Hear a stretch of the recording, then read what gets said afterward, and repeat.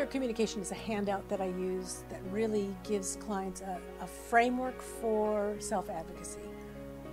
And the framework helps so that they don't get lost down alleyways as they're trying to communicate what's important.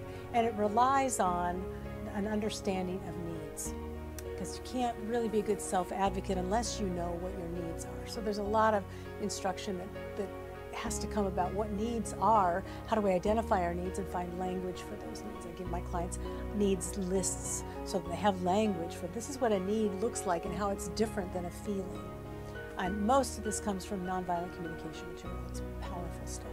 But I was sort of looking at the structure of a good sending message or a good communication message and realized I could put it all on a hand, right? So I've got my 5-finger communication, which is all on a hand. So the thumb is to signify the overall issue. So when I'm bringing up a topic to you and I want to be an advocate for myself, I want to name the topic without turning you away. So I want to talk about cleanliness around the house. Is this a good time or not? So my thumb is the overall issue and a yes, no to see if you're engaged and willing to have a conversation with you, right? So my thumb reminds me to ask first, knock before entering, that kind of thing, right, for the topic. Then I want to point to the facts. The facts are the socks are in the living room on the floor. The dishes from yesterday are still on the kitchen counter. Just facts, just facts. And this is for feeling. And I point my finger and I say, because when I point this finger up, you get a feeling, right? And so this is to remind me as I'm communicating my message is to name my feeling. I'm feeling frustrated. And there's the socks in the living room. There's the dishes on the kitchen counter. I'm feeling frustrated.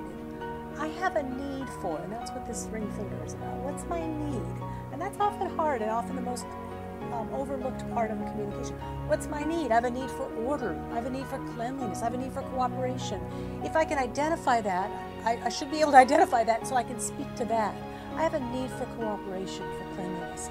So my request, my little request at the end of this whole thing is, will you pay attention to picking up after yourself around the house? Is that something you'd be willing to do? That's a clear request. It's not, well, so now are you going to keep the house clean or not? Is not a request. That's kind of a hidden demand. So I want to make it a clear request that you can then bring yourself to me and engage in a conversation about whether you're interested in meeting my request, helping me get my need met in this way. You may want to help me get my need met in a totally different way, like hiring a housekeeper or something like that. But this is the 5-finger communication. So I give it to my clients on a handout. They love this. It's very simple, keeps them in bounds, and it's all handy. It's all right here. Isn't that cool?